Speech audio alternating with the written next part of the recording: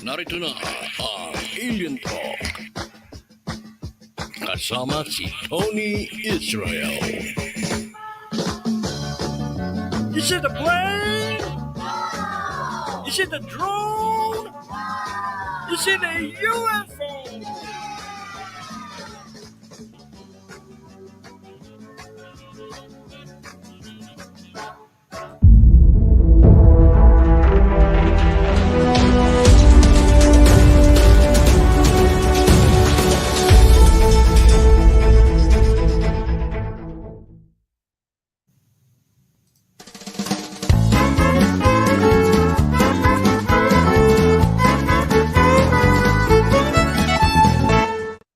Subscribe to our channel by clicking the subscribe button. Click the bell button and enjoy the latest uploads from our channel.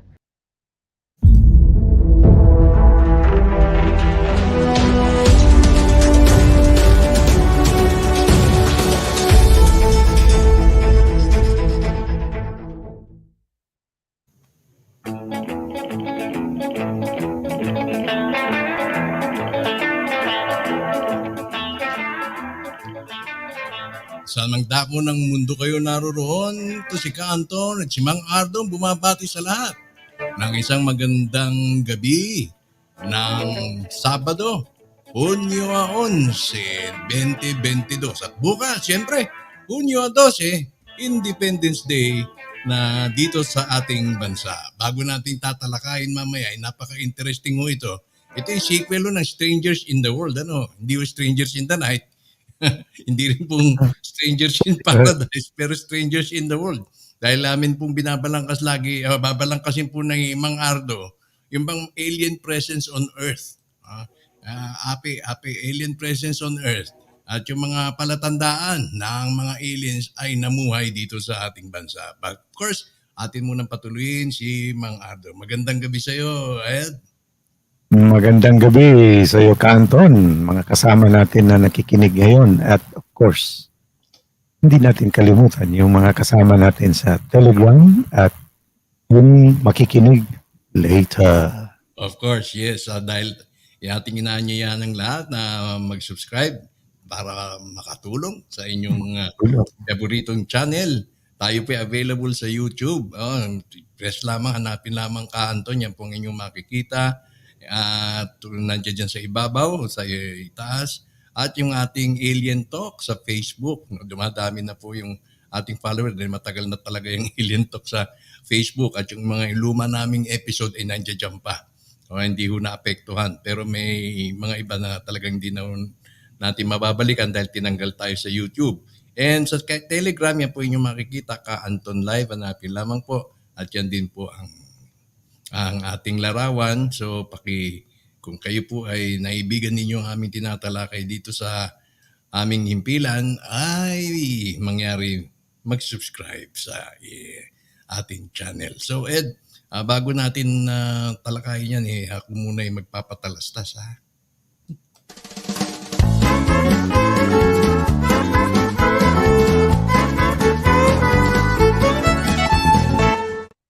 Pinasasalamatan ng inyong lingkod, sina Princess Elizabeth at ang kanyang Pick of 999 family, si Joe Reyes, kay George B., kay Jose R., Jacob at Lady Lynn S., Marites Yokobiki, Enrique Villegas, Lorma R. Farrero, at kay Kuya Billy Kaampued.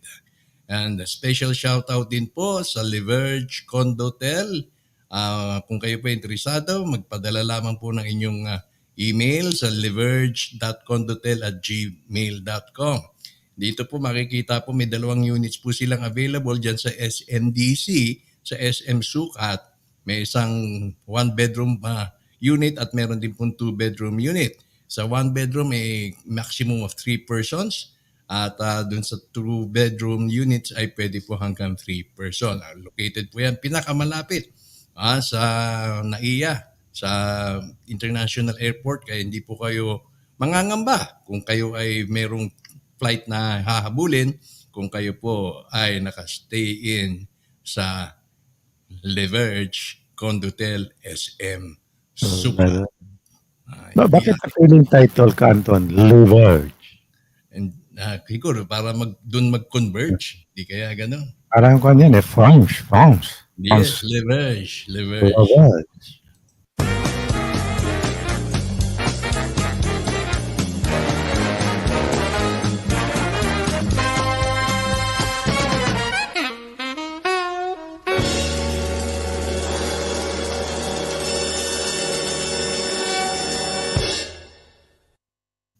Siyempre, Ed, yung mga ganyang patalastas ay nakakatulong sa ating programa dahil imbis na magpapadala lang kayo ng inyong contribution, ay pwede po tayo mag-plugging para naman magkaroon ng benefit, Mutual assistance. mutual assistance, yes, mutual exchange of benefits. Na. At least alam natin yan kung may mga bisita tayo na galing sa abroad na magkuhan lang, transit lang sa Manila International Airport. Doon na katira para hindi.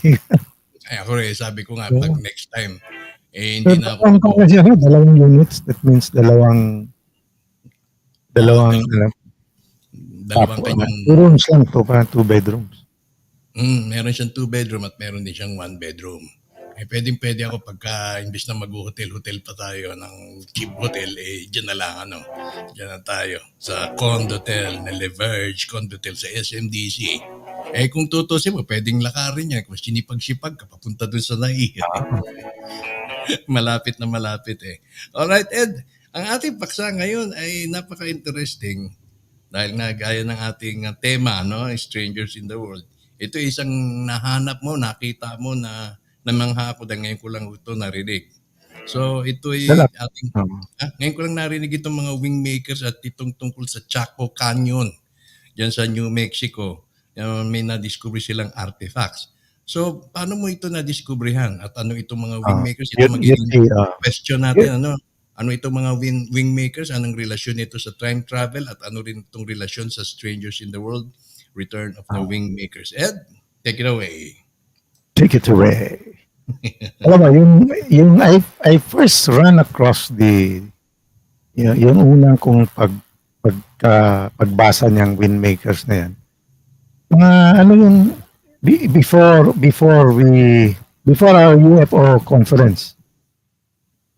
So, mga early, so we had the conference mga 2011. As early as the year 2000, yung mga 2006 and between 2000 to 2006, I already started looking at, minsan bulak-bulak ako sa opisina, then may internet connection doon. Pag tanghali, internet na ako. Minsan kahit office time, nandun nakatingin sa internet. But anyway, I ran across the first encounter ko talaga was the Inca, yung the end of time. So yung calendar, the Inca, Mayan calendar ba yun? So yun ang una kong encounter into this, sabihin na lang natin esoteric subject. And later on, when I continued my research, tingin-tingin ito, na-encounter ko itong Wingmakers. Mm-hmm. So at that time, what was published was actually the drawings. Ganito kasi nangyari dyan there was an earthquake or something probably fell down in a particular, yung tinatawag nilang isang valley sa New Mexico. Doon nila nakita na mayroong opening, so pinasok nila. And then nakita nila may mga mga ancient artifacts. So mga potteries, mga lutuanan, ano yung mga ganun. So parang sinasuggest na ginagawa tong shelter ng mga nomads or mga tribes na nagta-travel within the area. And when they dated these artifacts, it seems to indicate mga early yung first, I think the early part of the first millennium. So AD na, ito ng Anno Domini, after the birth of Anno Domini, after Jesus, after the Lord, no? In the year of our Lord, Anno Domini. So it is towards this time, mga Probably hindi ko na ma-remember kung exact date. But anyway, there was another event in the area that led to the opening of a further chamber, yung uh, the opening of another entrance into a deeper part of the cave system. Andun nakita nila na there are 23 chambers. And the 23 chambers noon showed na may mga pintura, there were paintings in each of the chambers. Mhm. So at the time that I was reading this, hindi pa nila alam. They basically did not know where it came from, who drew the pictures, what were the items found in those 23 chambers, Mm. ano yung mga writings doon. So, kasi kung tinitingnan ko yung pictures noon, hindi ko naman maintindihan rin. So basically, I left yung topic na yun, iniwan ko na din. I went further into our deeper studies Mm. or deeper research yung mga interest natin. So, Mm. napunta na ako dyan siyempre, napunta na ako sa UFO, no? Sila Robert Dean pa noon, yung mga old, the old, si Alex Collier, tagal na rin yan. But anyway, but lately, sabi ko, tingnan ko nga yung Wingmakers, ano nang nangyari noon. And very timely, na naisip ko na yung tema ng ating subject sa Alien Talk ngayon for the next few weeks at least is about strangers in the world, or sabi mo nga, strangers in paradise. Ano? So, strangers in the world. Or baka maganda yung next topic natin, strangers in the night. May ganda akong topic yan. I have a very nice topic with interviews and all of that. Strangers in the night. Anyway, so ang idea of strangers sa mundo natin is that the idea is that there are people, extraterrestrials, who came to this world, or there are sabihin na entities na pumunta dito sa mundo na hindi, kung isipin mo, paano sila makapunta dito? How would they come to our world if they are just from Earth, but rather the suspicion is they might come from a certain place. Ano? Mm. So itong discovery na tinatawag nila ngayong Wingmakers, when it was discovered that there were 23 chambers with paintings, very, very peculiar paintings, and then there were, ang tawag nila, there were devices found there, and then there were also written items. Nung nalaman niya ang naka-discover niyan is, what I mean is, as usual, when things like this are discovered, papasok. Pag nalaman na ng gobyerno, kasi ang nangyari doon, yung naka-discover ng mga hikers, report sa isang universities, probably University of New Mexico or University of Arizona, whatever. One of the universities, and then, siyempre, pag nakita ng university, tinignan nila, report na nila sa, karamihan naman ng mga university sa US, hindi ka maka-operate kung wala kang funding from the National Institute of something, Science, the National Science Foundation, which is deeply embedded with the three-letter agency. So, in this particular case, the report sa National Security, NSA, National Security Agency. And nalaman ngayon, if you will read this, so if you want to go, ang sa akin naman is I'm trying to share on the basis of our theme for tonight, for the night, But you can find these Wingmakers. Pag-search ka lang sa internet, you can find all of these items. So I'm just sharing with you and bringing your attention to this So those who are interested can read further and can delve deeply into this topic, ano. So anyway, yung nalaman ng National Security Agency, there is a particular department nila, ang kwento nga nila, this department is much more secret than NSA because it is not really well known. Hindi bulgar masyado na mga parang covert department.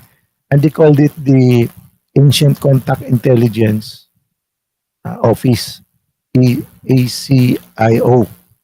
No? Okay. It's called the Ancient Contact Intelligence Office.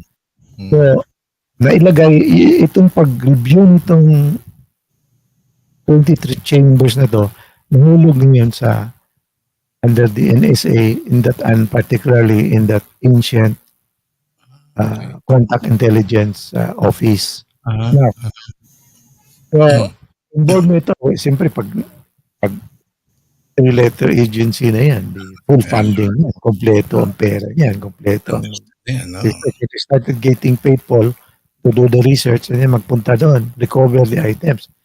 And one of the items that they recovered was a disc, a crystal disc. Crystal disc. Crystal disc, o parang bilog na, I think it's bilog or it's a crystal disc na discover nila in one of the chambers. So, ginawa nila, I mean, the drawings, they cannot do anything. The paintings, the writings on the wall, they cannot do anything. Pero kinuna na pictures yan. Yung mga sinatawag nilang technological items, yan, siyempre, loose item yun, dinala nila. So one of those that was discovered was a disc. And as a certain scientist was assigned to do the study of that. And na-intrigue siya. But yung preliminary study nila, nobody could interpret talaga. Walang maka-interpret sa mga drawings. Tony, I don't know if you can show some of Yes, the ito. Naka-flash na sa screen natin yung mga drawings na to. May mga parang bull or deer. Yung mga colorful. Bawat chamber, there were 23 chamber. Why 23? I don't know. But 23 chambers with these different paintings. Okay. So, and these are very colorful. So kung magpunta kayo sa website niyan, sa wingmakers.org o mga ganon, makita ninyo yung mga paintings, talagang colorful, very colorful. And the original team, the scientists who were assigned to do the study, the first few years talagang hindi nila ma-interpret yan. Eventually, may one of the scientists felt parang there was inspiration sa kanya na yung disc might contain parang the initial information for you to interpret the drawings and the letters. So, ginawa nila ngayon. So, pinabihan siya ng head ng ACIO. O sige, pag may spare time ka na dyan, banatan mo yun, reviewin. So, ginawa nila ngayon, nag-involve sila ng mga may specialized yung optics, specialized sa laser, specialized sa computer, gano'n. Eventually, na decode nila yung optical disc ngayon. Na-decode nila, and they were able to start to interpret. Kasi yung bawat drawing, mayroong parang set of letters. So, naumpisahan nila pag-interpret yung sinusulat on bawat chamber. And they were surprised to discover that some of the letterings were like Sumerian script. Nandiyan na naman yung Sumerian. Magkakamalan mga naman Sumerian. Nandiyan na naman. So, anyway,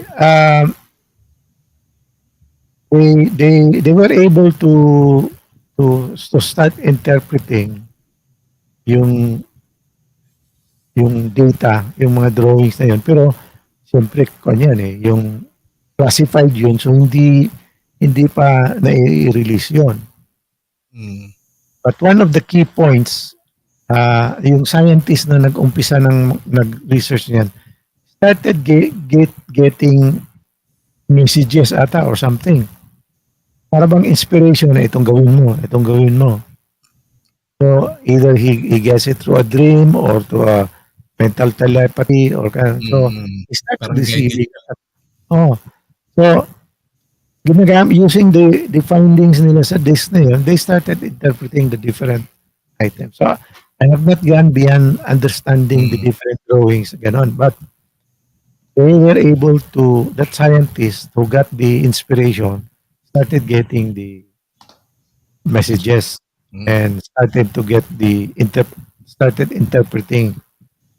Ang lumalabas ngayon ganito, which is very, para sa akin, something which we have heard and heard narratives from other podcasters involved in UFO extraterrestrial research.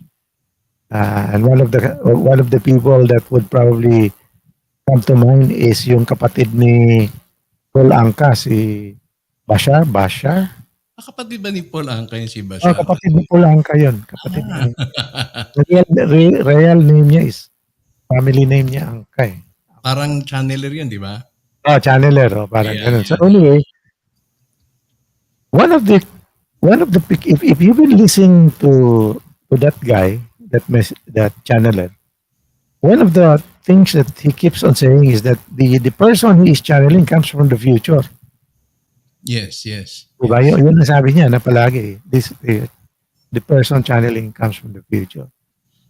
So, na recall ko yan because one of the findings nila when they started interpreting the paintings and the items and the writings in those 23 chamber, they started to interpret that the people who painted those drawings were people who came from the future, specifically 750 years in the future, so around 27 something. 27, ngayon 20, di ba? 2022 tayo. So 750 years from now will be around 27. So if the discovery, if they interpreted the drawings to be around, let's say they found it mga in the 60s. 1973. Mga ganon, 70s. Okay, sabihin natin mga 70s. Then eksakto, mga 750 will be around 27. Kasi 50 years na tayo. From 70 until now is already 50 years. So you add another 700, that will be around 2,700 years. Or 25, year 2700. So thereafter. So sabi nila, these are, we come from the future. And we thought of coming back to make contact with certain of the indigenous tribes to leave them certain messages, certain guidance.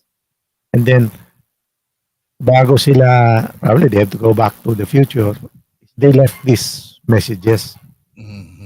Ang iniwan, ang isa dyan talaga is that, you can imagine that the whole 23 chambers were just written on that crystal disc. And hindi pa nila na-decode lahat yan, but marami pa daw ang laman doon. Now, what is very important sa akin, which assuming that the whole story, the whole narrative is true, that means that our Earth, ang mundo natin, will still be existing 750 years from now. Diba? So you have this channeler who says that yung channel niya comes from the future. And then, ito ngayon, this is another physical. Yung kay ang channeler is, yung, hindi mo personal yun. So, yung he interprets the message that he receives. In case of the Wingmakers, they called it the Wingmakers. Hindi ko lang ma-recall bakit Wingmakers ang tawag. Ewan ko if you have read the reason why they call it the Wingmakers.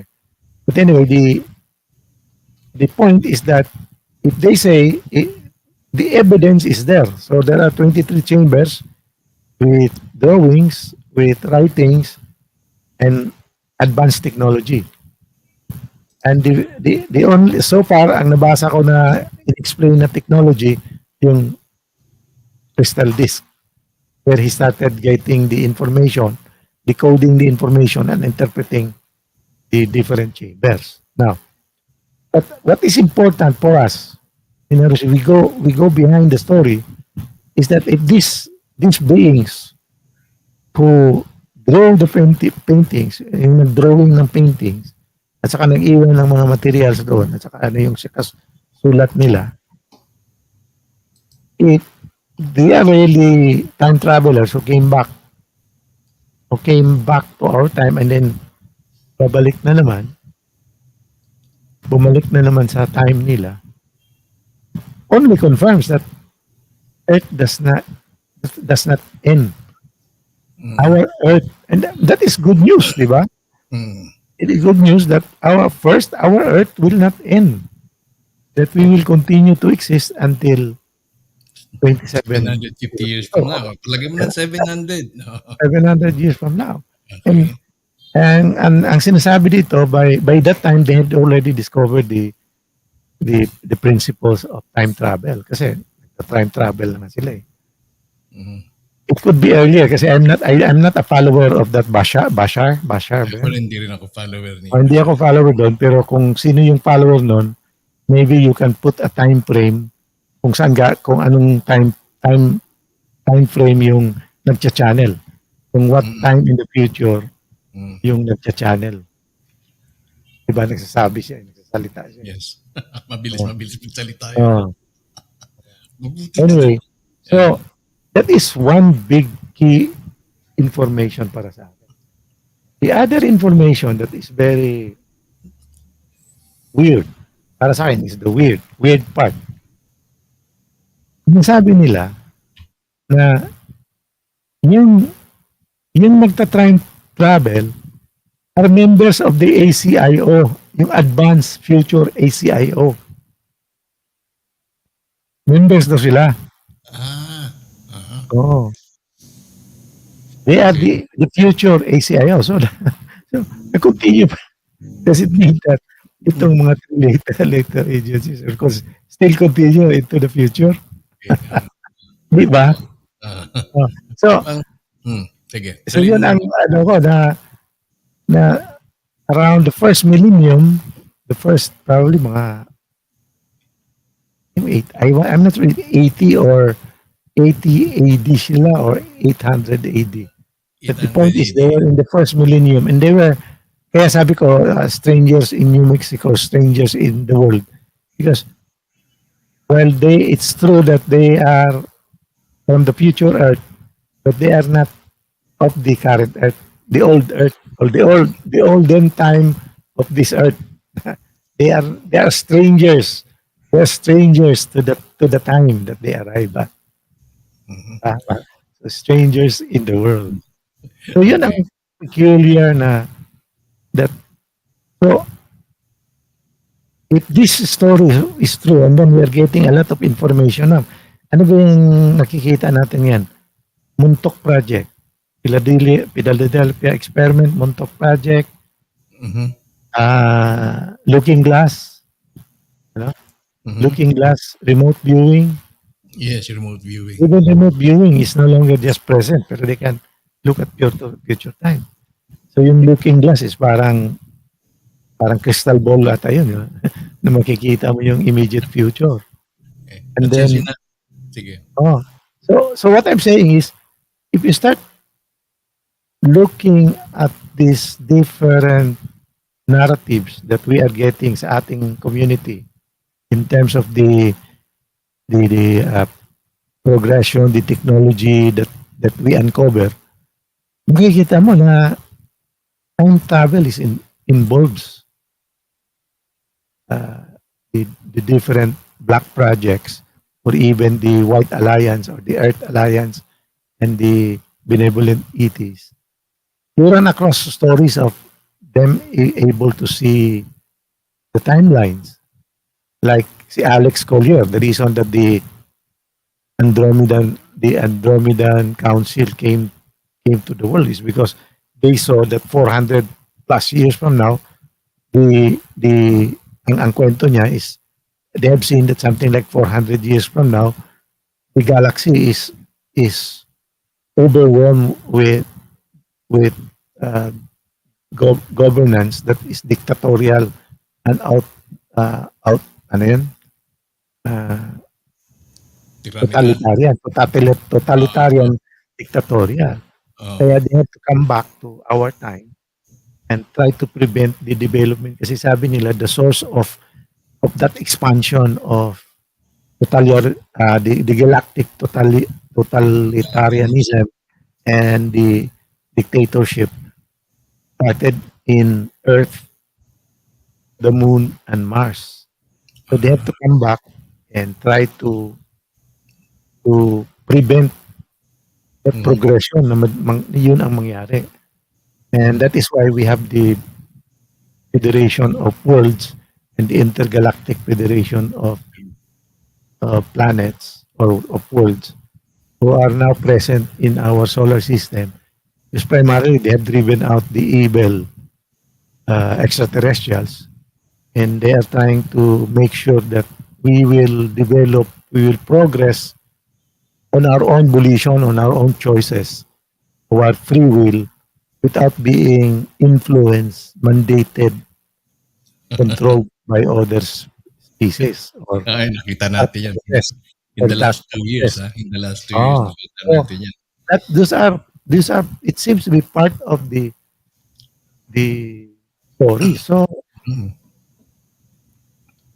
para sa akin, lumalabas ngayon na all of the information or all of the things that you see, read, hear in the internet with regards to our particular community, if you look deeply into it, makita mo that it is interconnected.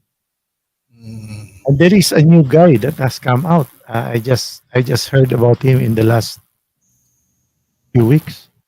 I don't know Anong name niya?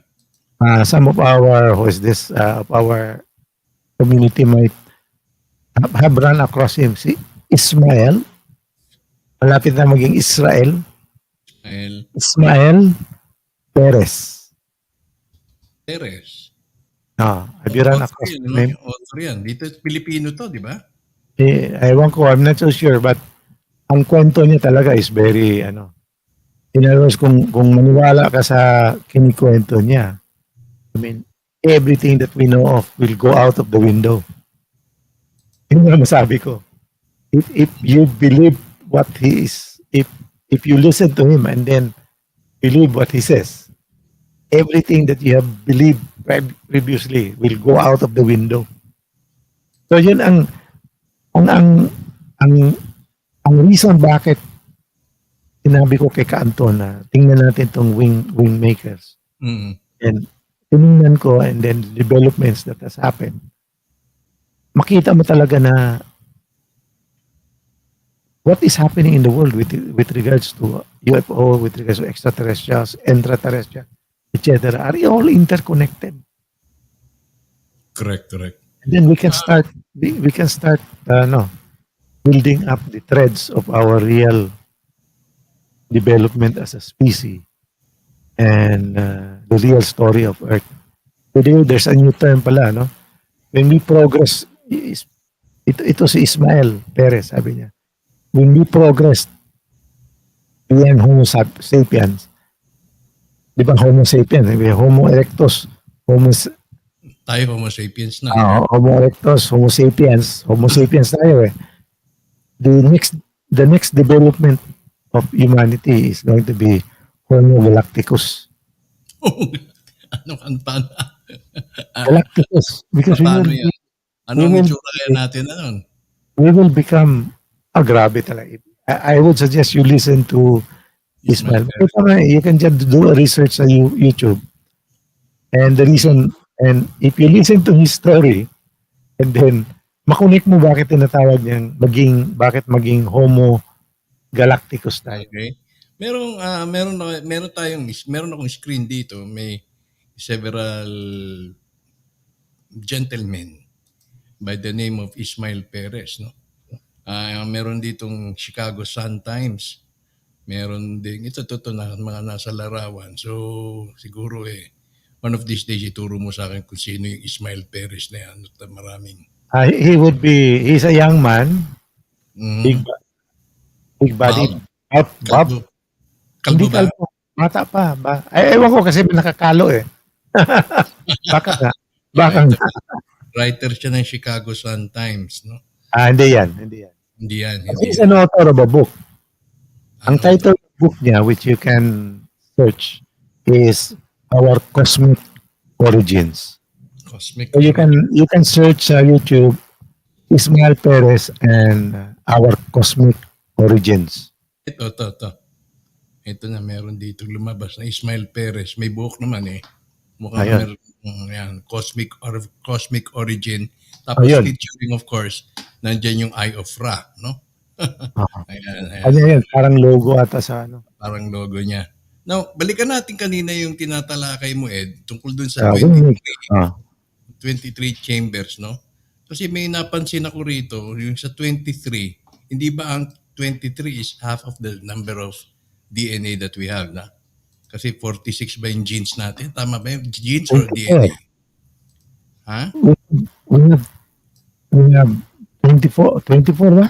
24, 23. 46. Ha? 46 yata. Kung dalawa, pero yung single strand, Single lang is 23. 23. Yun. Diba? Now, Baka related dyan. kung babalikan mo rito, sinabi natin dito is 23 chambers. Okay? Tapos yung sa sinabi na Sumerian connection, babasahin ko ha. Meron 23 words. One day, late in the summer of 1996, one of the scientists, a linguistics expert, had an insight into how to unlock the optical disc, yung binabanggit mga artifact na nakita nila, which they believe as an optical disc na hindi nila mabuksan dahil nga advanced in technology pa. By reducing the symbols of the wall paintings to their closet facsimile found in the ancient Sumerian text. While the Sumerian language is extinct, it was sufficiently comprehensible to these scientists that he was able to decode the symbols of the paintings and placing the 23 words in the same order as the ancient arrow chambers, he was able to finally unlock the optical disc. Sabing gano'n, no? Now, there's also a 23 number dito. Related naman ito doon sa sinasabi rito. Sa Sumerian connection pa rin, pero yung kanina 23 words, as partial translations begin to develop, it was determined that even within that optical disc, there was a segmentation of the data into 23 units. So ano ang correspondence na ito? Bakit lumabas ng 23 ang numbers in 3 correlation o 3 different aspects? Yung una 23 chambers, tapos may 23 words. Ngayon meron naman 23 segmentation doon sa data. Pinaniniwalaan. Ano kaya meron doon? Kung 23, 46 Their suspicion. ng ating DNA. Their suspicion is the segmentation of the data into 23 sections or units or whatever grouping clusters is to explain each of the, kasi remember each of the chambers, kung titingnan mo yung bawat chamber, may drawing yan. Ang laking drawing yan, very high resolution drawings. No? Malalaking drawing yun and very colorful and very parang abstract. Talagang kung wala kang background, hindi mo malaman ma-interpret anong meaning nun. So, ang suspicion nila is that once they can decode further the content of the optical disc, they will be able to interpret each of the drawings and what is written in each of the drawings in each chamber. That's why yung 23 clusters na yun will be explaining each of the chamber. Yun ang ano. Bawat numerical representation niya is 23 para doon sa 23 chamber corresponding doon sa 23 chamber. And by the way, let me, there was one point that I read in one of the websites that I found. Sabi, when this was originally found, the first time they went over it, hindi nila talaga ma-interpret, hindi nila maintindihan, hindi nila ma-connect ano yung paintings, ano yung nakasulat, etc. So, ginawa nila yung mga loose items, sinira nila yung cave na yon. O ginawa nilang forbidden area, yung hindi pwede mapasyalan na. Then second, yung mga loose items, dinala niya, tinago nila. The reason they said that we are keeping these items under a safe condition, parang tinago sa isang vault. Basta doon sa ACIO na may storage sila doon na para bang remember ewan ko kung meron sa ating community na panood yung Warehouse 13. Alin? There's a TV series called Warehouse 13. Yes. Napanood ko yung Warehouse 13. Maganda Doon yun. natago lahat yung mga yung nakukita nilang mga hidden, mga mysterious objects. Yeah. In-explain niya yun dito sa website na nakikita ko with regards to this Wingmakers. Sabi nila, they keep this in storage because at the time it is found, they cannot interpret. So they are waiting for the development of the appropriate technology that may be able to interpret these mysterious items that they have discovered from all over the world. Parang ganun. So yun ang sinabi with regards to this item. So ang nangyari doon, for the first several years, parang wala. Kaya pala when I first read about this, wala na akong ibang except for the drawings, wala na akong ibang mabasa. But it is only right now. So kaya sabi ko, I will share the information while I have not totally Forgotten read about all the items. Sabi ko, I have not read all the new information. Sabi, i-share ko na ngayon kasi sigurado ko marami sa ating kasamahan would be interested in doing their own reading, doing their own interpretation and yung discovery within themselves. Mm. Kasi mahirap naman kung ako magsabi, ganito, sundin nyo. You discover for yourself. Di ba? So, madaling, wingmakers.org or you search the Wingmakers. Marami kayong makita. Sana sa atin ganyan din kaya lang masyadong ang tawag yan? Orthodox ba? Dogmatic yung mga researchers natin, particularly yung mga archaeologists, mga arrogante, no? Arrogante yan eh. I will remember you. Every time you say that, I always think of your friend. Lumiares. Mga arrogante yun eh, no? Ayaw nila talagang mahaluan ng alien aspect o ET aspect yung mga findings nila. Pero ako, basically ako, no? Yung rice terraces, palagay ko hindi tao gumawa niyan eh. Alien yan eh. Dito sa Banawe, sa atin, sa lugar na Banawe. Because I read there was one time that I read that the rice terraces is more than 15,000 years old. Mm-hmm. And that is specifically beyond the Diluvian myth. Kasi the Diluvian myth is between 12,800 BC to 11,600 BC. Yung umakyat yung tubig sa mundo, yung the Great Deluge that happened, the rice terraces is older than that period. So that means pre-civilization. This is pre-Diluvian civilization. I remember si Professor Argonza, yung speaker natin on Lemuria, ang sinabi niya based on his research. Well, I'll take his word for it now. Sabi, based on his research, if Lemuria was in the Pacific, the rice terraces, which was more extensive noong panahon na yun, was the rice granary of Lemuria. So lahat ng mga harvest nun is feeding the people in Lemuria. Yun ang sabi niya. Suspecha ko talagang laser cut siya, Ed, kasi napaka-precise. At yung contours nung rice terraces, hindi mo masasabi talagang, ewan ko lang kung meron silang exact engineering at that time na magiging more or less uniform, no? At ang kagandahan dun sa rice terraces, yung tubig nanggagaling mismo dun sa ibabaw ng bundok. Kaya na bumababa doon sa parang may reservoir silang malaki. Natural eh. Ang pakakagawa at bumababa, nagkakaskade yung tubig.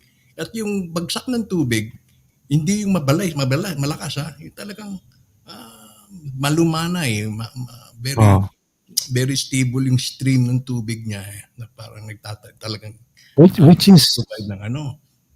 So yung kung may mga ibang pag-aaral nga, yung mga research na yung daw bang parang Garden of Eden na yung bang sa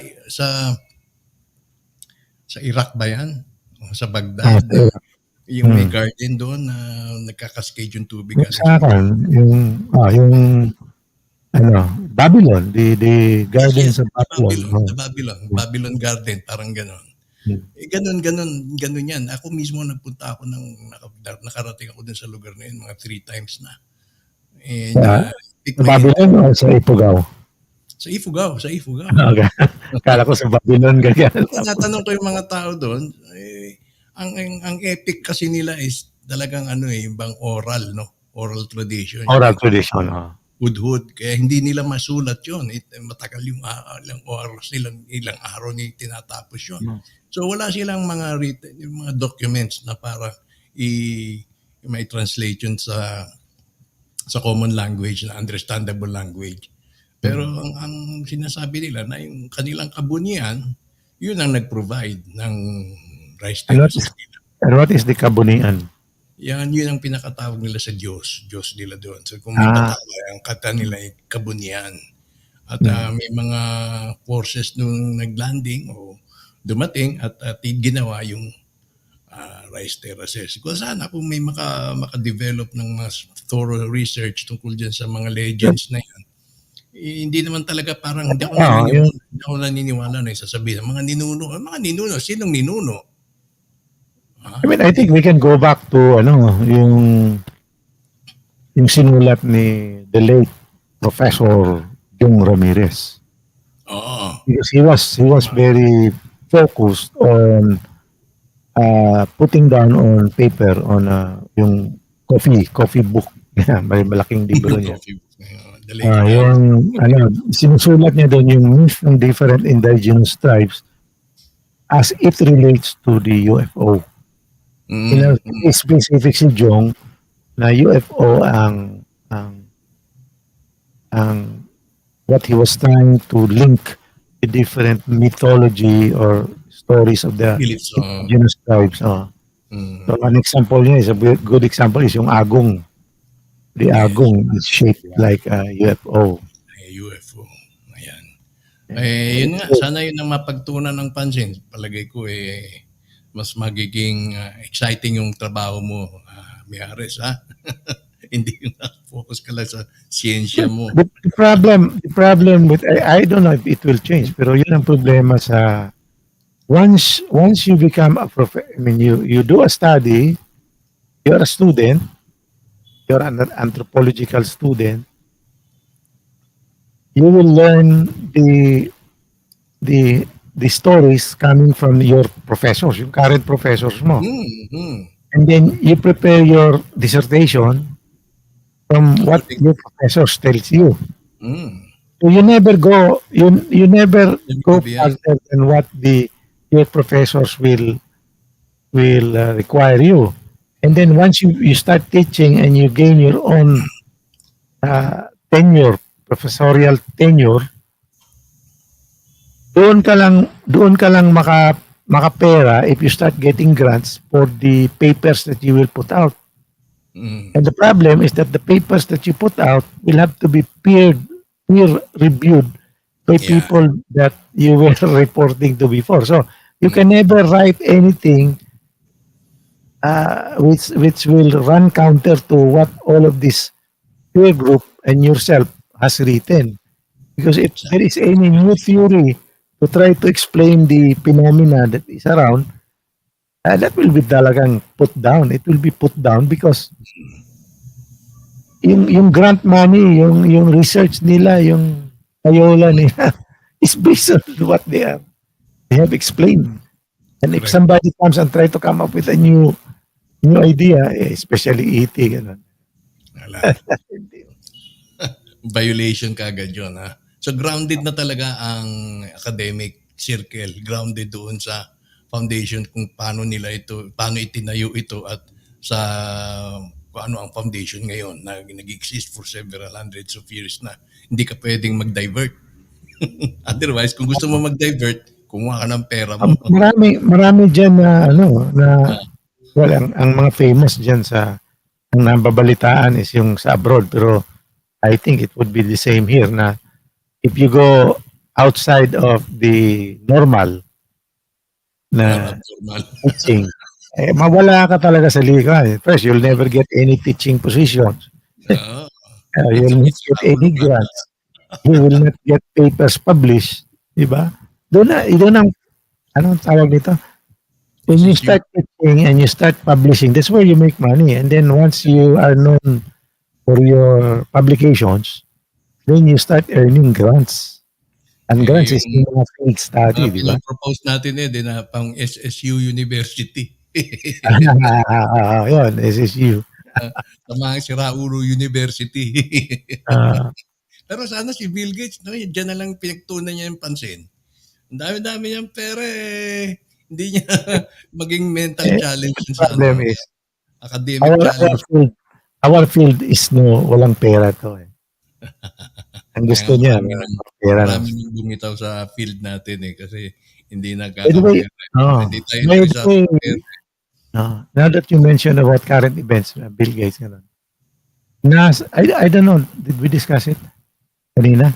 NASA just recently approved, and they have, I think they budgeted around 100 million I don't know. Ang alin, NASA? NASA, National Aeronautic Space Agency.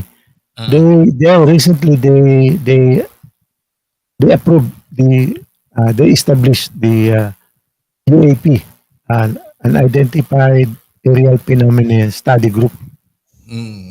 Separate from Pentagon at saka yung sa Congress. So, NASA mismo do their own study.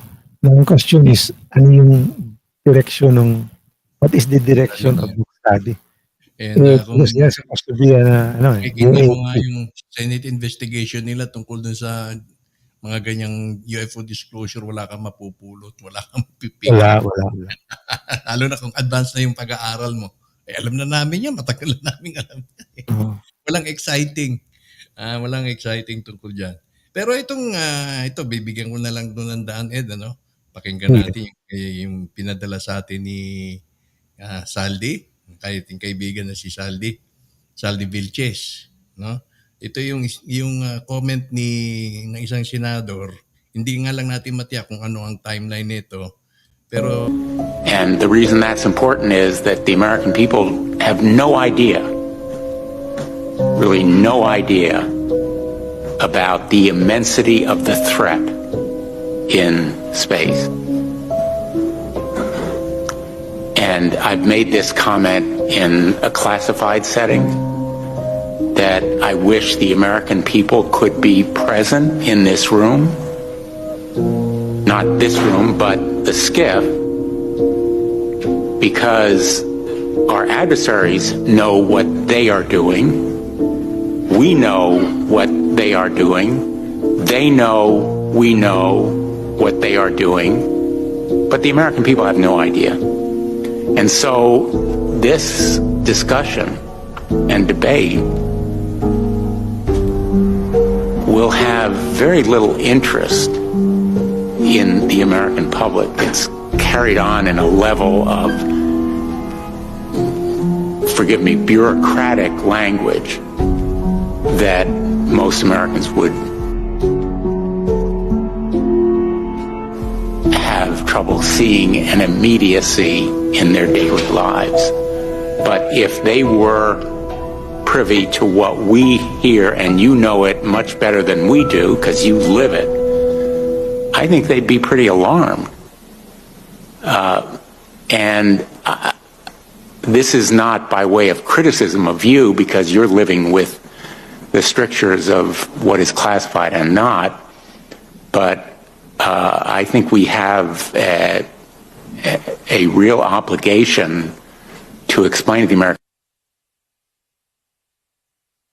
people why space is a domain that matters, why the threats there are real and urgent, why they are growing in importance. So I think we all agree here that space is an important domain. Undersea warfare is an important domain.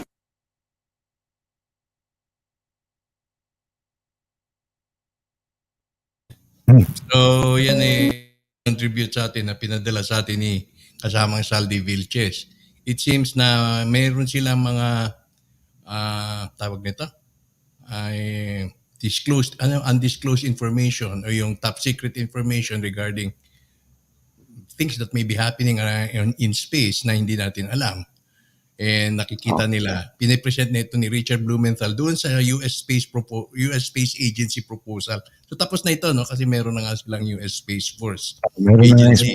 Nung panahon ni... The concept is there. One of the basic reasons bakit the Space Command, Space Force or the Space Command Center was created is because the American military believes that that space is another domain that has to be controlled. Kung chess pa yan, kailangan you have to control the space. So that's why they have already the land, sea, air. So ngayon, yung pang-apat na force nila is the Space Force. So I think that was the whole rationale bakit na. Yes. So dun sa classified information, itong Senator Richard Blumenthal, syempre, meron siyang nalalaman tungkol doon. And there is a perceived threat. Otherwise, hindi nila ito tatalakayin. And there is a perceived presence of unknown forces doon sa kalawakan at maging sa ilalim ng karating karagatan. Yun ang, ito yung sinasabi ni, there are two things that I would like to connect, no? Based on my readings and yung mga listening to the different interviews. Si Bob Dean, who is a ufologist and used to be with the yung N8, the NATO command. Ang sabi niya, it is true, kinonfirm niya that it is true that we have Star Wars, we have Star Wars capable weapons in space. Si Bob Dean, so kung yan, Sergeant Major yan, pero with a high classification. I think patay na ata, I don't know, but I think he's already dead. But sabi niya, what is very peculiar is that the Star Wars weapons that we have put up in space is not pointed to Earth. Sabi niya, it's pointed outside. It's pointed toward deep space or to space. Di ba Sabi niya, that was the time, Reagan yan eh. Diba, Reagan was pushing for Star Wars. Yes, Star Wars. So yung in-establish yung Star Wars na yan, the Star Wars program, the story was that hindi natuloy na yun. But in reality, sabi ni Bob Dean, natapos yan. Tapos nilagay na sa space. But sabi niya, ang question niya is, why is it pointing towards space rather than pointing to Earth? So it's not for us. Sabi niya, it's for somebody up there. So that's basically what I'm trying to point out is that this particular narrative seems to coincide or confirm the worry of that blue mental person, Senador. Blue mental person. Na there is the danger from space. The other one is that this seems to be a dated video. When I say dated, medyo may katagalan na. Because the current narratives that are coming out is that the malevolent ETs, extraterrestrials, has been driven out of our solar system. Absolutely. So ang naiwan na lang dito yung mga minions nila na who are the cabal and the... So ibig sabihin, sino ang pinoprotektahan natin? At sino nagsabi sa kanila na protektahan nyo kami o gumawa tayo ng ganito Ayun. Star Wars program? Para sa akin, kung ganon, Yung bang mga masasamang ET? O yun mas yung mga mabubuting ET? Kasi we see things forthcoming, di ba? Parating na sila. depende kung in other words, if this is the deep state and the dark cabal and the dark government, then they're talking about the good ETs. If this is the good governance, the Earth Alliance and the White Forces, then they're talking about the bad ETs. Pero if this is the White Forces and they're talking about the bad ETs, ang current narrative kasi is napaalis na sa ating solar system ang mga dark ETs eh. Ang mga malevolent ETs. What is Tatabasin mo yung mga remnants na lang ang naiiwan dito, mga remnants. So kung tatabasin mo yan, parang nagko-coincide dun sa timeline na dumating yung inaantay nila at sila nalipol na o napalayas na rito sa daigdig natin. Pero nasa proseso pa rin tayo ng paglilinis o clean up. We are still. Pero ito nakakataka because ito si Ismael Perez ngayon. What he talks about is the the cosmic origin of humankind. Yan nasabi na when we ascend, we will become Homo Galacticus. Because we will start spreading out into the universe. And then, if you remember, when I was talking in the last Saturday's podcast, I said one of the information that was released by these two persons who were considered from Alpha Centauri, sabi nila, the reality is that there are multiple universes. Yes, okay. So, inexplain ang part of the explanation of Ismael Perez is that as we ascend and we activate our additional DNA or our additional genes, we become the Homo Galacticus. And we were especially created. Sabi niya, the reason that these negatives don't want us is because they don't like us. It's because we have been specifically created to become the guardians of this universe. Sa tingin mo, Ed, nasa proseso na of becoming Homo Galacticus? O kailangan may mga I think a lot of the community under us, those who practice meditation, are starting to transpose or change their vibrations to a higher level. So when you start on a regular basis, you start meditating, you start changing your frequency, vibration. Malilink kaya natin ito doon sa awakening process? Kasi that's part of the process. Comment na yung platform natin, although na konti lang ang subscription natin, but many of our audiences are composed of mga awakened people. So ito siguro ang platform natin, ginagawa natin ngayon is already part of this overhauling process o yung awakening process towards papunta dun sa sinasabi mong Homo Galacticus. Kasi yung the process that we're undergoing ngayon is it will be itong sinasabi ni Ismael Perez, which is very peculiar. It's different from the others. He said, you know Ben Davidson, di ba? Yung weatherman. Yes, si Ben Davidson. Masyadong scientific yun. Ben Davidson is saying that based on scientific evidence, there is a cycle of the sun doing a flare, mini-nova. Yung sinasabi, the term uses mini-nova. And one of the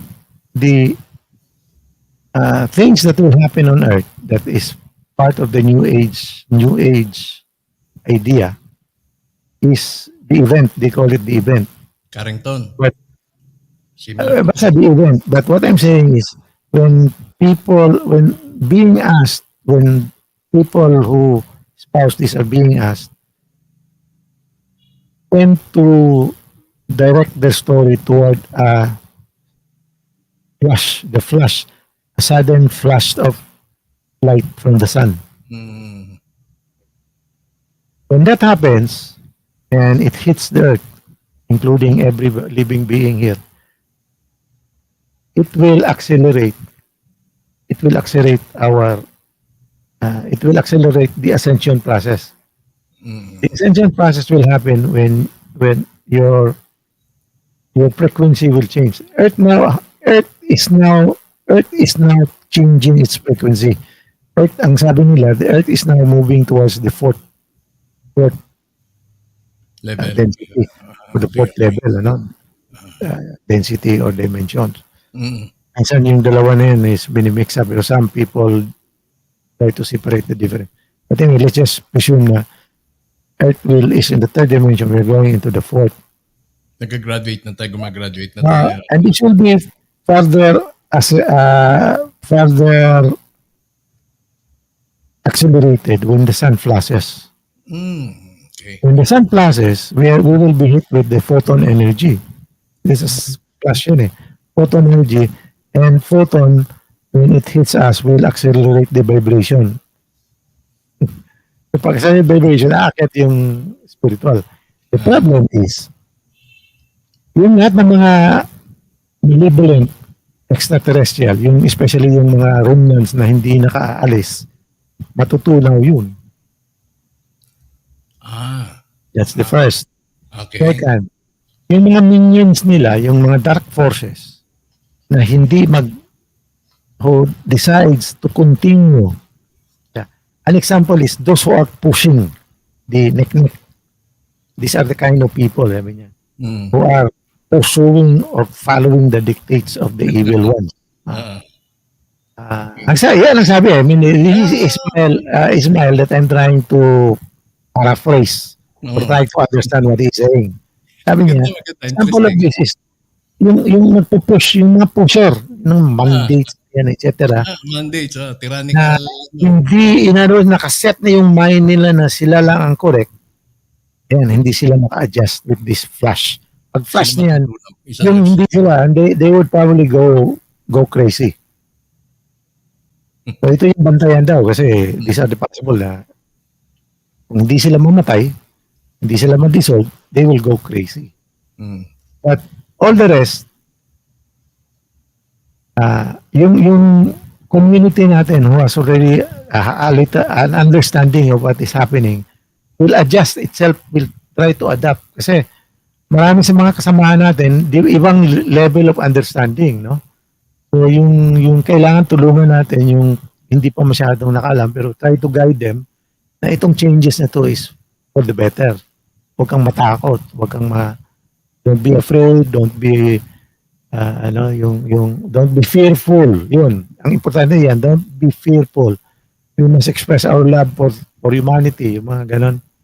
So, yung mga kasamahan natin na nagpaniknik not because gusto nila, but because they are forced into it,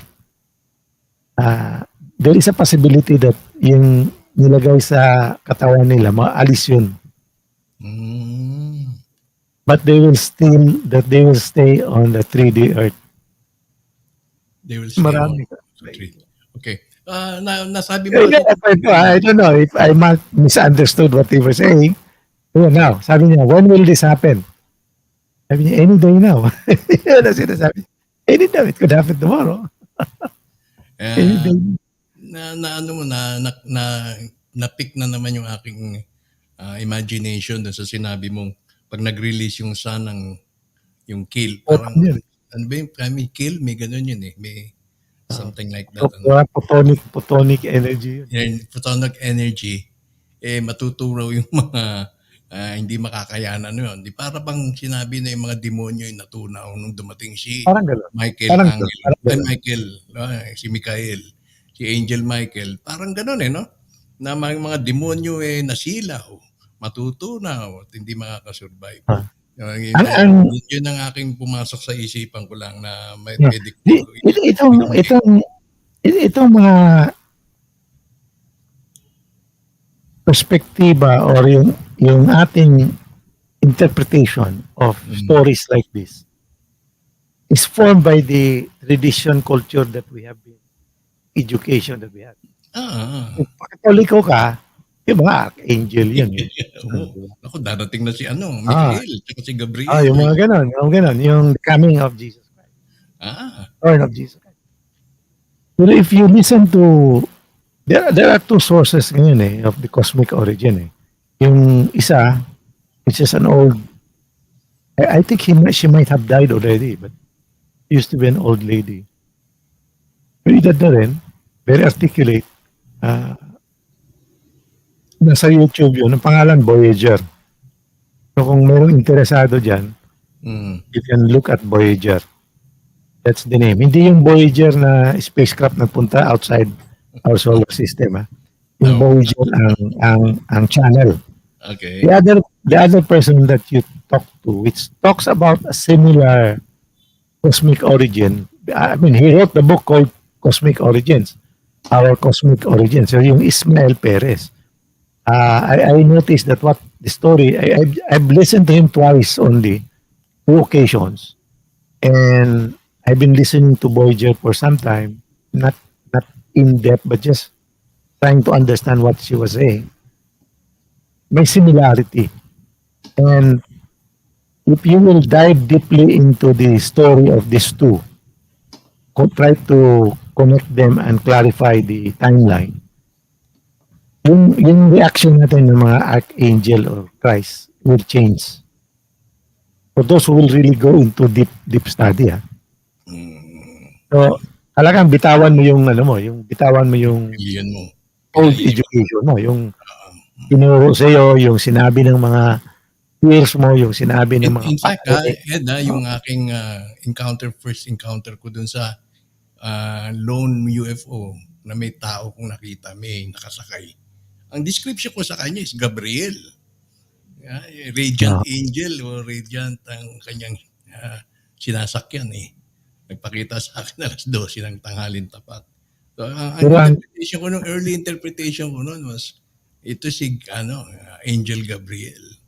Ewan ko kung bakit yun ang aking pumasok sa aking isipan. Because that's our cultural conditioning. Tawag yan is cultural conditioning.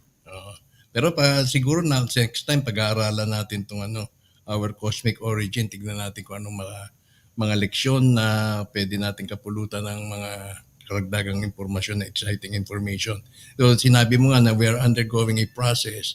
Hindi ito magiging smooth ride, no? Ito ay magiging rough ride talaga ito. Hindi lang doon sa mga may advanced information kundi maging doon sa mga beginners, lalo na sa mga beginners level na hindi ninyo maintindihan bakit kayo nahihirapan. Yan para sa akin yung mga birth pains na dapat natin daanan. Halimbawa, magkakaroon ng tagutom, iniinsayo ka lang yan, para ma-uplift yung iyong spirituality dahil kaya nga yan ang essence kung bakit merong tinatawag na puasa, merong fasting. Kasi kapag puno lagi ka, sagana ka lagi, mawawala, yung level ng frequency mo, more grounded ka sa lupa. Kaya kailangan umangat ka ng konti by way of, yun nga, fasting, tsaka yung complete disregard doon sa material wealth na meron ka man, kung ano man meron ka. Ang sa akin naman is, yung when you eat too much, you expend energy inside your system to digest the food that you eat. Tama, diba? tama. Kung you eat too much, your body will have to spend more energy to digest that. Hindi And mo when naman. it's spending that energy, ma-deprive yung ibang organs mo. Because nakafocus din yung energy mo And so they always say, eat moderately, don't eat too much. Don't eat like a glutton. Yes. And tsaka siyempre yung energy, may tuturing natin yan, Ed, sa kandila natin. Bawat isa sa atin, ay kandila lamang sa pananaw. At kailangan tipirin natin yung ilaw na yan lalo at tayo ay tumatanda na. So, kailangan yung Pero, energy konti na lang. ito, share ko sa'yo ito, ha? Share ko ito sa'yo. Sige. There is a practice by thought. Here, ano? Trismegistus. Trismegistus. Ano yan? Tris. Trismegistus. Trismegistus. Yung practice yung binigay.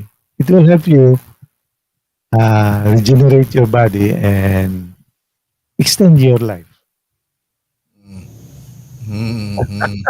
Hindi kaya yung tinanim doon sa Chaco Canyon yun yung hawak-hawak niyang parang kristal at nandun na daw lahat ng impormasyon. Basta yung, what I'm saying is, like for instance, crystal ngayon, crystal. Some of our community who are more adept in a sense that they have more information. One of the things they're saying is that our transformation or our ascension process will involve the transmutation of our carbon based body into a carbon silicon based body, Ibig sabihin longevity na yun. which is crystalline in nature. Okay. So, you try to connect. Okay, another connection kasi yung trigger ako sinado mo yung humahawak ng kristal Isa sa nabasa ko rin is that within each of the nation, yung lahat ng mga contiguous areas that is considered a nation, a tribe, or a community of tribes within an area. Example na lang, Brazil. Brazil, meron talagang center dyan. Meron silang isang lugar dyan where there are a lot of crystals.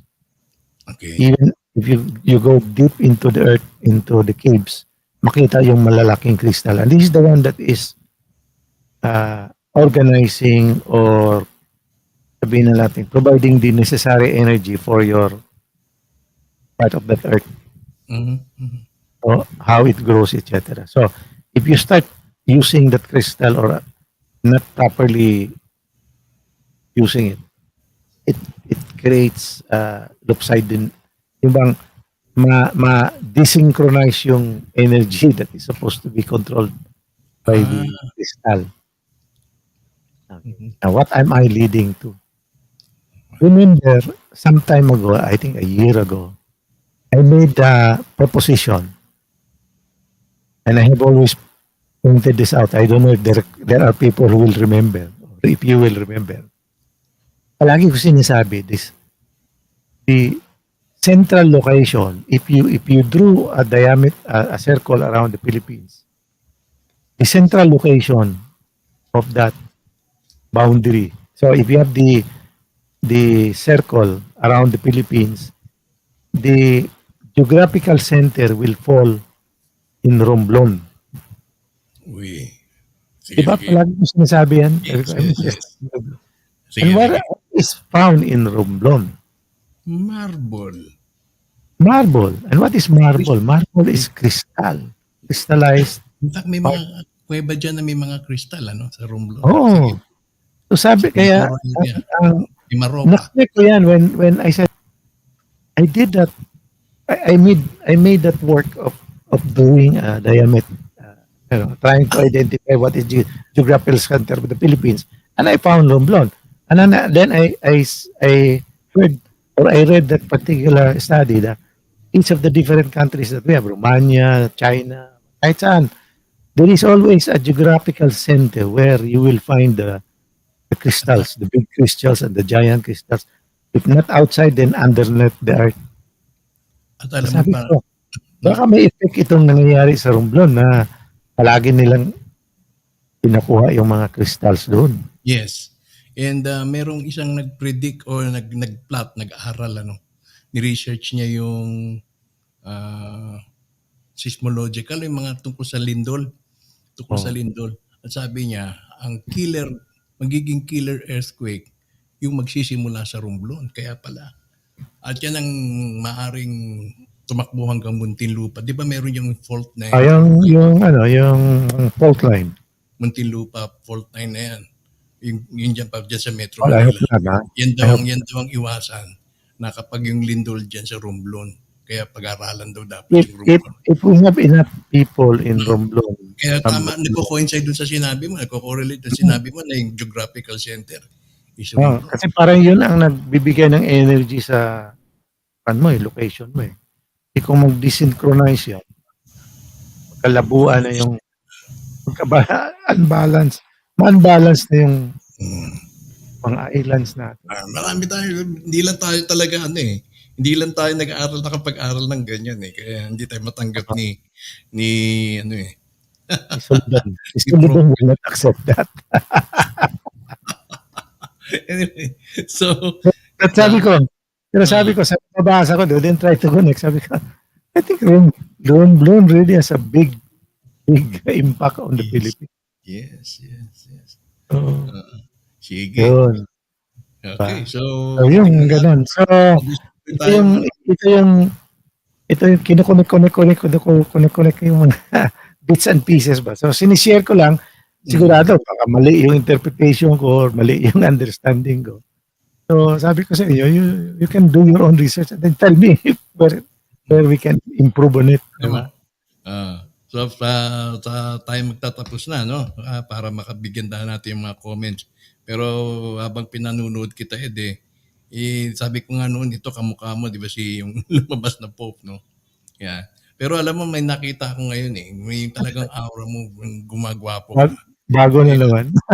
Tawagin ko sa'yo, alam mo, you're the Joe Rogan of the Philippines. Kamukha mo, nagiging ka. Kasi wala nang book. Mata mo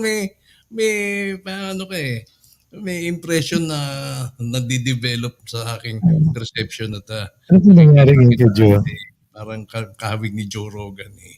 Merong interview si Joe Rogan. I don't know ano yung reaction niya but the topic they were discussing was the Bible. Mm-hmm. And I think he was shocked of the revelation. Hindi, siguro magkaroon din tayo ng Hinahanap ko ngayon eh. Hinahanap ko, wala lang ako sa mga kinaklamor ng ating mga audience, yung ating mga taga-subaybay, yung propesya na ma-discuss din natin yung mabigandaan. At ano nga ba ang Pilipinas? Why do we feel so special about the Philippines? Kaya ba tayo Pilipino? Siyempre, nandun na yung bias nun. Subjective understanding tungkol sa Pilipinas. Pero, pag-usapan natin yan. Tayo ba'y naiilusyon o talagang meron dito sa Pilipinas na hindi pa talaga natin nadidiskubre?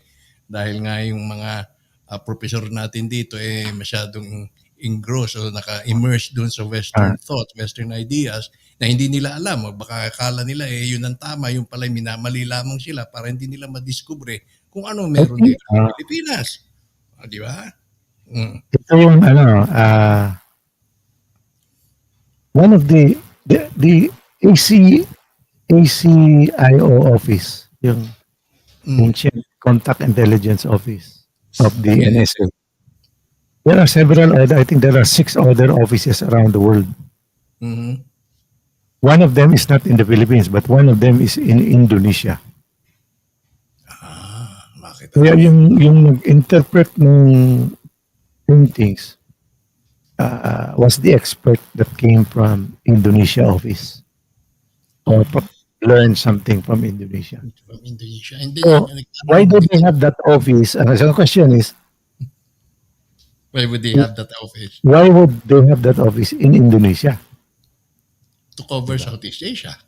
To cover Southeast Asia, pero why in Indonesia? Why? Mga ganun lang na question. Bakit? Bakit? I don't know. But definitely, yung linguistic, the person who was studying linguistics or the one who helped uncover the device had a linguistic experience sa Indonesia. And then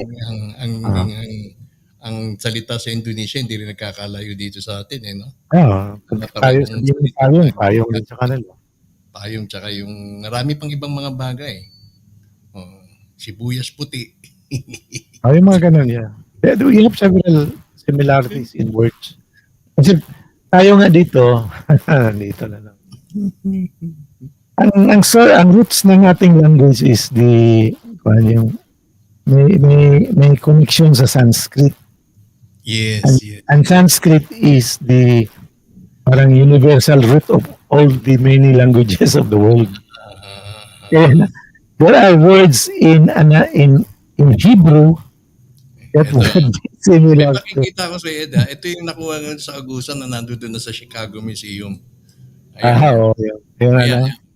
Di ba related sa Sanskrit yan o Indo or Buddhism? Posible. So, yan daw gawa dito sa Pilipinas. Kaya nga, dyan nakuha Pero, sa Agusan. Pero, so baka ganyan naman ang religion natin bago dumating yung mga prehistoric religion natin, ganyan talaga ang hindi yung sinasabi if you remember, bakit ganyan ang nagginawa ng ating mga ninuno, gawa sa ginto, at yung imahe ay ay familiar na nandoon makikita sa mga Hinduism o Buddhist. because Buddhism. ang sagot ko dyan, Anton, Mm. the Majapahit Empire. Majapahit. The Majapahit Empire is Hindu Hindu. in terms of belief system. And they have spread all over Southeast Asia, including the Philippines. Pero binura na Now, yan sa ang sabi nila sa pag-spread, kasi itong Majapahit Empire is a Thessalonian Empire, yung seaborne, yung expansion nila is based on the sea travel because okay. nung panahon yun, mahirap na papasok ng mga Straight to you have to expand your empire. If you try to attack another village, you have to go by sea. Okay. Not by land, it's difficult. But anyway, Thessalonian is Hindu. Kaya yung isa sa mga pinakita mo noon, I think you showed this last time yung Hindu God. Yung Hindu God. Because the Thessalonian has spread even up to the Philippines. O southern Philippines. So, that would include Agusan. I would not be surprised if that includes Agusan. And remember that if these are Hindu, rooted to Hindu, then they have commercial interest with India. And India is known for developing for their addiction to gold, jewelries, and everything, no? Yung mga, so I would not be surprised if jewelers yung gumagawa ng mga ganon. Will follow the motif of the Indian gods. Pero siguro hindi ito ginawa para sa jewelry purposes, kundi baka for worship. Hindi, worship. Ito yung Mga laking tanong palagi which you are validly raising is, where are the temples? Ito naman sa CERN, ganyan din, itong si Shiva. Shiva is the god of creation and destruction. Creation and So destruction. what they're doing is they destroy the photons, yung particles, by making them travel very fast inside the magnetic field and So ang description nga nito ng Chicago Museum, possibly or probably Buddhista ba yan? Parang gano'n. So talagang makita mo yung timeline. If you try to check the timeline, it will fall within the Thessalonian, the Majapahit Empire. Meron pa isang grupo, di ba? Yung after the Majapahit, yung hindi ako masyadong familiar dyan eh. And it's more, ang root nila, the religion belief system nila is Muslim, Islam. So they were the ones who actually spread Islam into the Philippines, into Mindanao, the Philippines. Pero dito daw muna naglanding yan sa San Joaquin, Iloilo. Yung mga Borneo naman yata sila. There is a historical narrative na nabasa ko noon. Manguntiwang There were brothers who nagkabanggaan sila sa tatay ate nila or uncle or the new king. So they escaped Yung Islamic yun, they escape and from from from Java, crossing Malacca, ganun. Dito Mm. sila Zamboanga. Nakarating sila sa Panay. Mm. Mm. So Yun yung some of them established villages in Panay, and some of them, in fact, the famous Katbalo, I'm not sure if it's Katbalogan or Kasiguran. I'm not so sure now. Somewhere Katarman. in Leyte, in Leyte, Mhm. there's a village there, and yung mga maputi nila doon, yung maputi na Sa Blade. blades, Ah. are actually ang root source doon is from that those springs. Nakuha nila, the technology came from that. Kasi they were on big bintas eh. They escaped using the big bintas, and some of them stayed in Panay, yung namit nila yung Antique at o Ilo. Then the others went around to from Cebu, then cross sila sa Leyte. The last one was in Leyte. Nabasa ko yun, pito ata na magkapatid yun. Pito or somewhere. Kaya interesting ito, Ed. Hindi lang talaga nila. If you are, alam mo, if you find interest in history and try, and do not, when you read something in history, hindi mo lang i-isolate on its own, but try to connect. So, kung itong timeline na to, anong nangyari in the same time? What happened? So, what happened in India? If this is 100 AD, anong nangyari sa Pilipinas. Rome? Rome at the time, what happened in Sa Pilipinas, wala. China?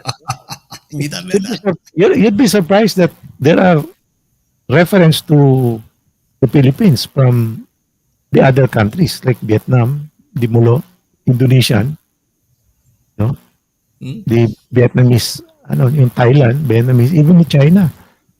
Meron, in other words, ang Sila problema meron lang, tayo, wala. ang problema lang for people with this historical bent, you have to learn the language. A lot of our history is in Spanish. Kaya if you want to be a real honest to goodness historian of the Philippines, you have to study Spanish or Portuguese and go to Spain and Portugal and try to look at their records there kung may makita ka. Tama. So that's a big problem. I mean, who wants to study Spanish na ngayon? Tayo, nag-aral tayo nun hanggang Portuguese. Ispanggol 4.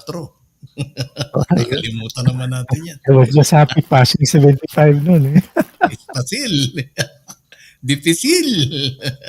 Okay, so tayo ay dadako na. Defeated. Dipisil. Alright. So tayo ay dadako na sa ating makalipas ang ilang short reminders sa tayo. Papahinga-pahinga muna.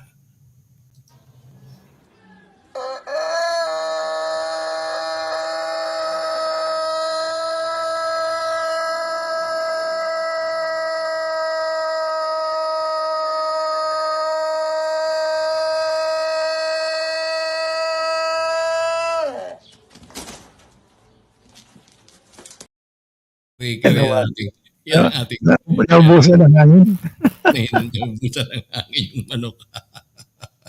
Ay talaga, may mga video ako nakikita ang minsan Buti na lang na hindi ng itlog.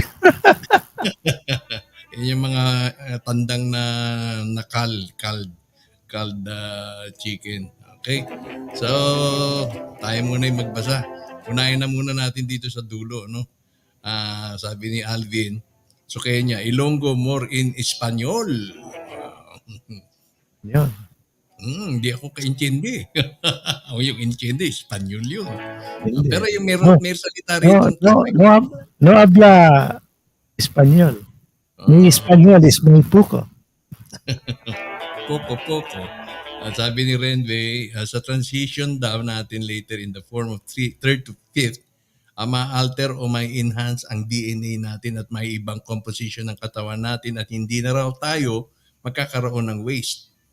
Yung waste daw ay matatransform into energy. Maganda yan, ha? Parang bioenergy.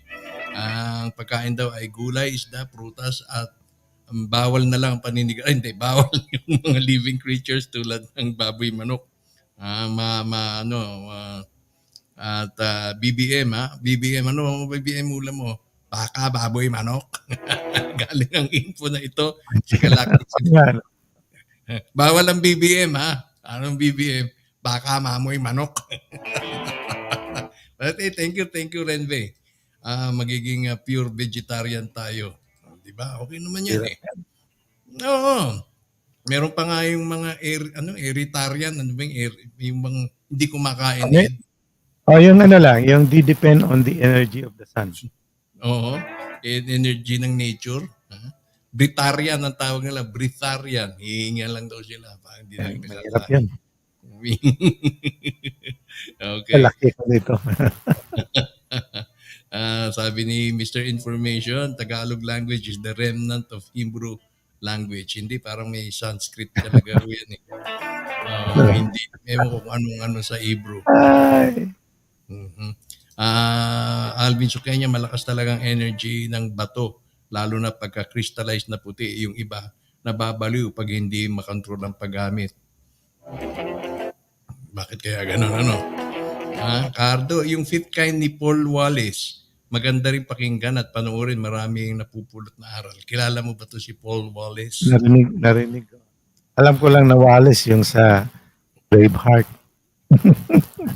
William Wallace. Alam mo Braveheart. yung Kung narinig ko na yan, hindi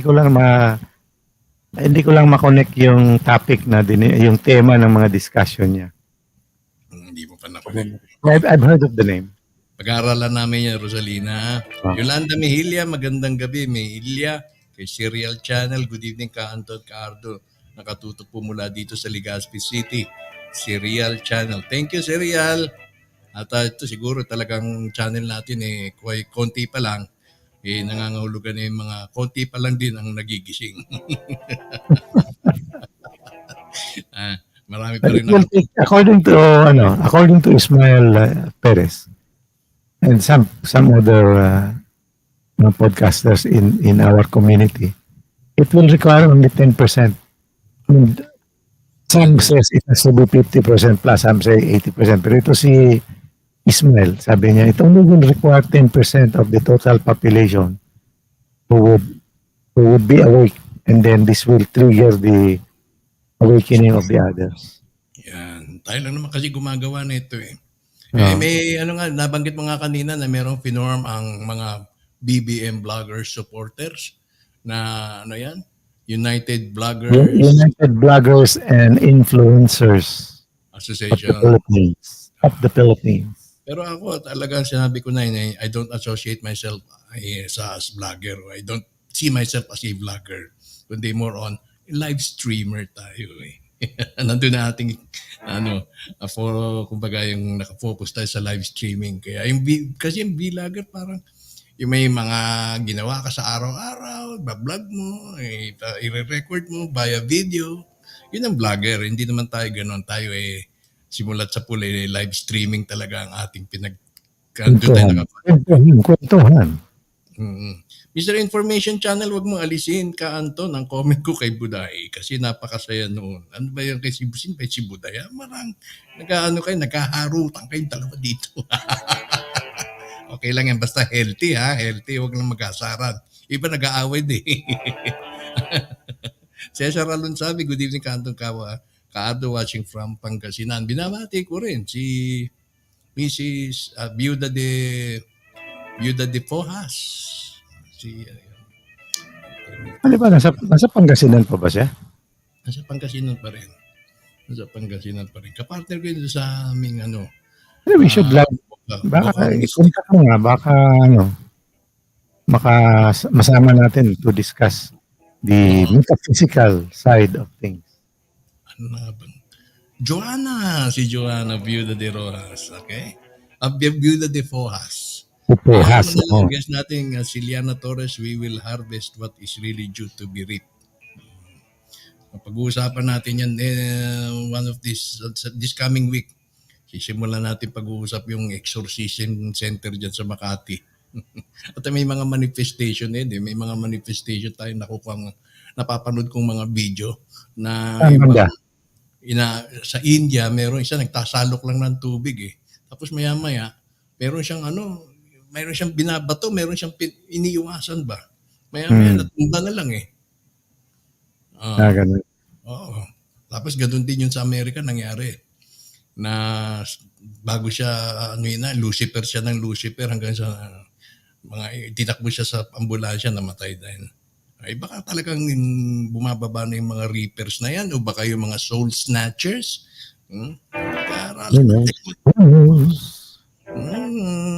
Kaya nagtayo na ng exorcism center. Baka ina-anticipate na ng Katoliko na baka dumagsa ang mga kaso ng pagnanakaw ng kaluluwa.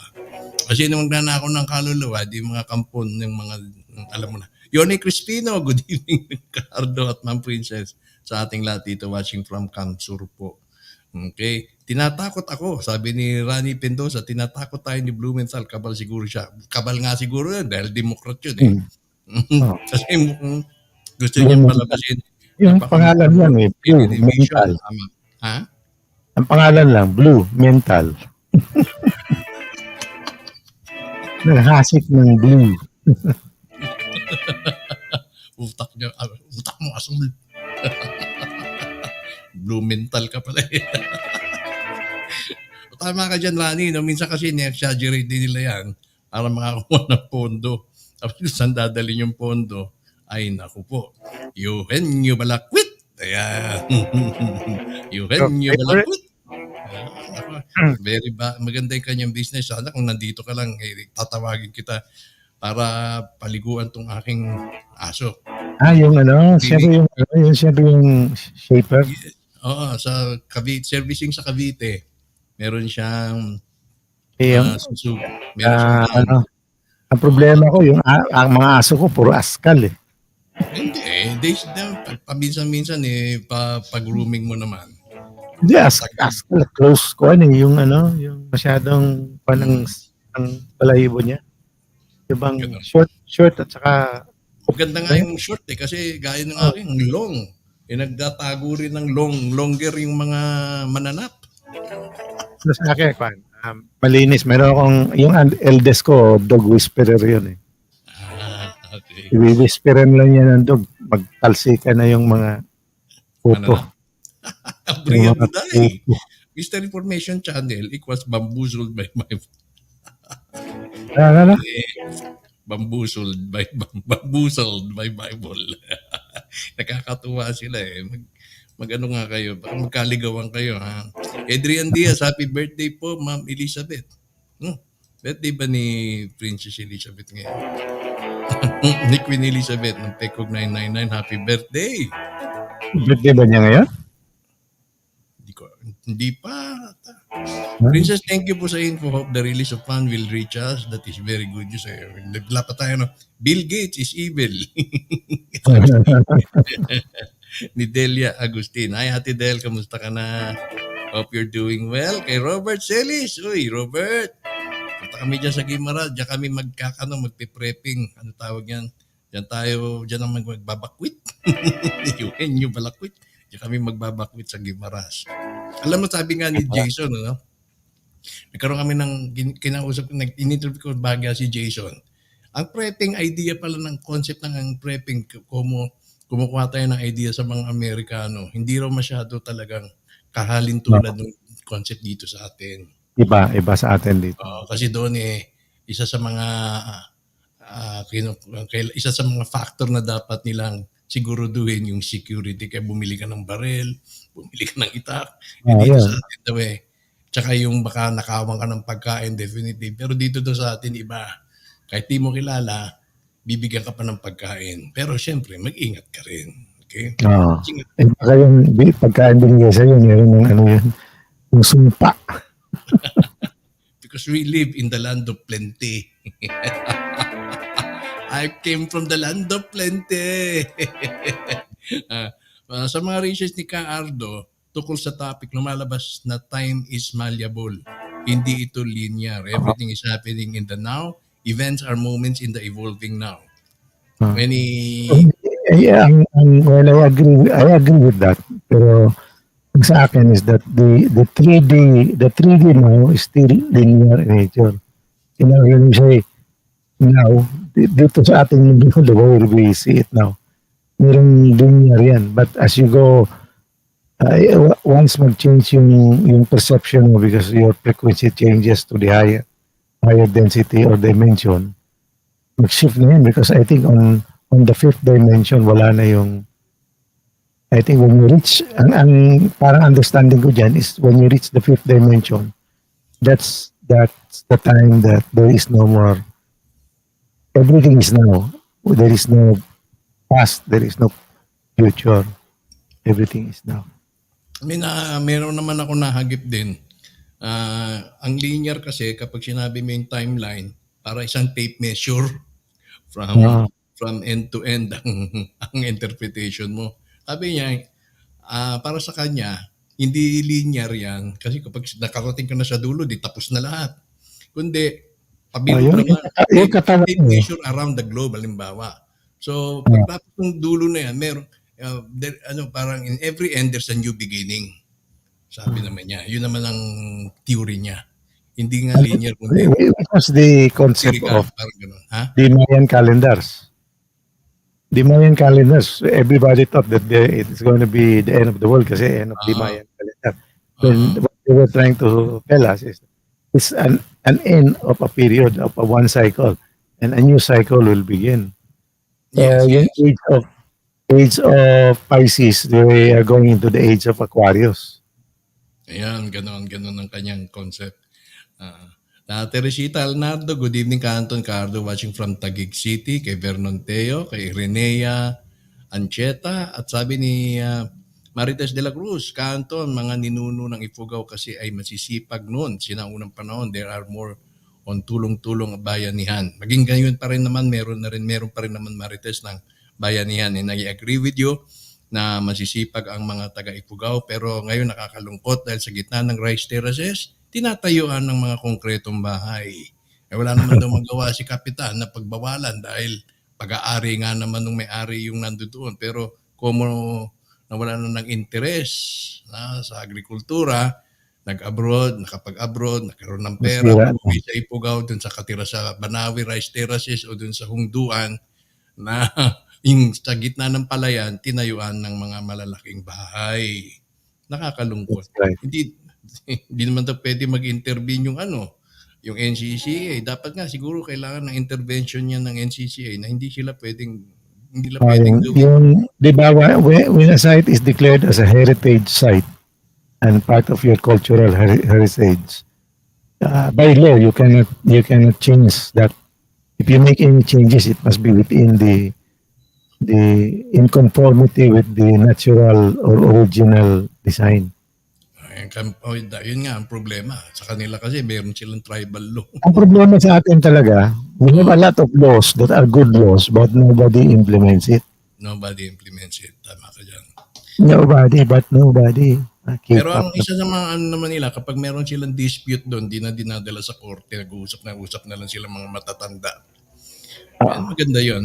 And hindi na magiging burdensome sa Si Vino, sabi niya, they call it Apo Bulul. He is the rice god of the Cordilleras.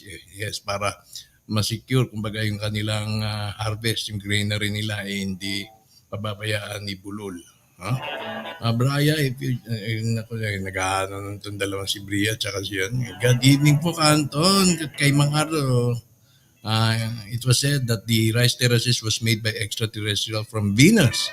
Posible ako, naniniwala ako dyan. Dahil yung mga contour niyan, talagang laser cut yan, tatingin ko. Good evening, Canton at mga kaed, sabi ni Kyoko Hernandez. Buti pa si Kyoko, self-sustaining yan, ha? May bakery, may nagbe-bake siya sa Japan. Marina Jacob Pruna, watching from Binangonan. By the way, Canton, Yes. talking about the rice terraces, there are also rice terraces in Bohol, and I understand also in Antique. Yes, meron din. Pero in, I think similar ang design. They have may similar design design. ginagawa rin ng mga tao yun. Ang itsura di, pareho.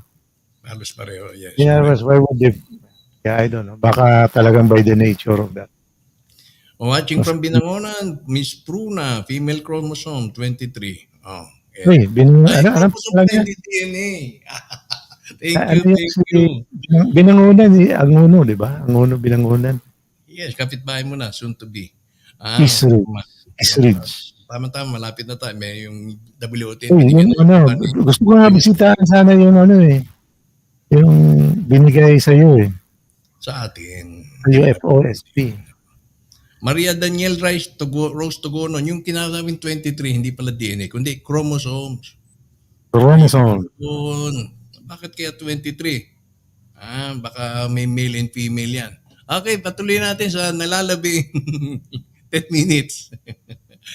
Si Ricardo Ree. Nagising na, nagising na. Nagising na si Ricardo. Ricardo!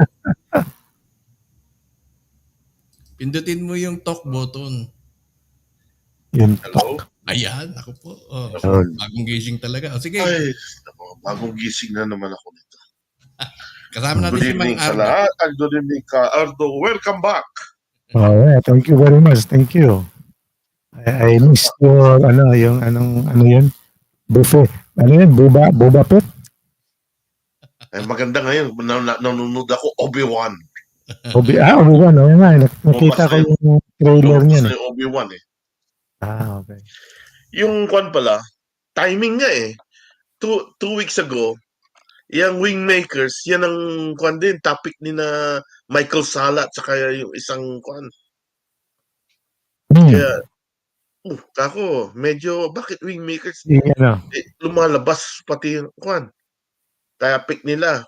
Ay sinasabi Okay. niyo yung ACIO, talagang loko-loko mga yun dahil lahat ng kwan, tinatago nila at saka may section sila doon na nagdi-debunk sa mga ganyan. Right. Yun ang kwan dyan. Binasa ko, pinanood ko yung kay Michael Sala eh. Pinanood ko. Ngayon, Na-trigger ako. warning naman sa mga websites doon sa Wingmakers.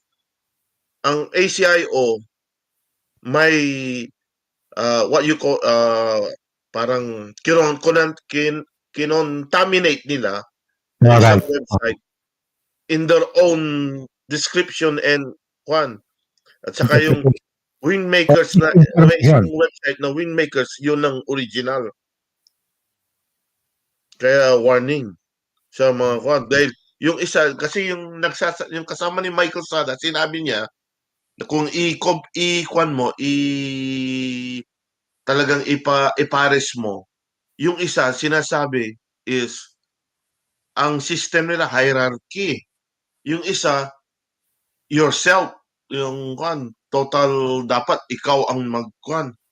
Itong naman, itong kwan, yung ideology ng isa is, yung dapat may susundin kang kwan, commanding hierarchy.